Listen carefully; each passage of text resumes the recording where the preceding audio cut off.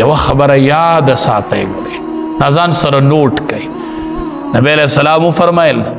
چې د ټولو ګناهونو سزا به الله په آخرت کې ورکوي چې چاله وغواړي خو بغیر د مور او پلار د نافرمانی نه چا چې د مور او پلار نافرمانی کړې ده دله به الله د مرګ نه مخکې په دنیا کې د دې سزا ورکوي دا یاد ساتئ دا به درنه وځي دا پراته دي تا ته د مور او پلار چې درنه څومره نافرمانی شوې ده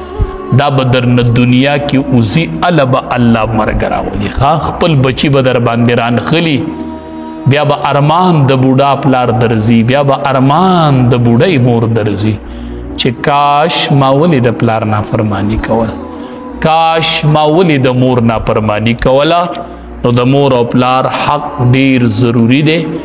ان شاء الله بیا سبا ز مسائل هغه به سبا وایو کمو خبرو کې د پلار منلې شي کمو کې به نه مني پلار درته وي مونږ مکو نه ته به مني که به نه مني نه به مني مونږ به کې هو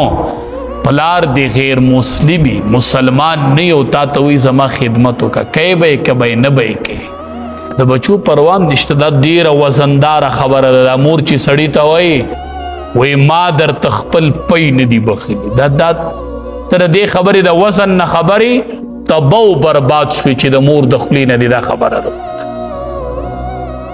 او مور د خلی نه به راوځي ما عاق کړی پلار به وایي ما عاق کړی تندر د باندې ررتو شو تندر چې مور د عاق لفظ د خلی نه ووت خبرې د دواړو جهانو سردار فرمایي چې د چا پلار را روانو راښکاره شو چا د ده نه تپوس وکړو چې دا څوک دی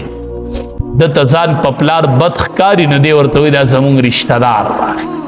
نبی علیہ السلام فرمایي دا بچی عاق شو عاق په دې خبره دی عاق شوی تاسو چې وایي حق کړی مې دی عاق کړی مې دی وی دی عاق شو عاق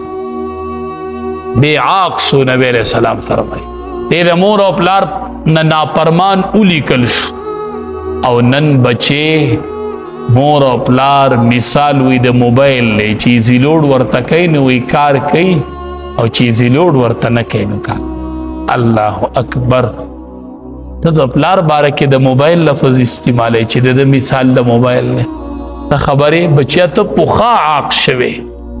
چرته ماښام ماسخوتن کې پلار لورزه پلاره ړه خو به دې لوخړه نه کړي مورې ړنه خو به دې ما ته سویلې نه ختلې مورې که ختلې ما معاف زه به تباه و برباد شم مورې که تا عاق ما دپاره خو دغه یوه اسره ده ورځه مور او پلار له بار پلاره ما ته خو به دې خیري نه کړي پلار بچي ته خیري نه کوي ښه خو بیا هم که وایې پلاره د ړنه دې چېرته اسویلې ختلې پلاره ما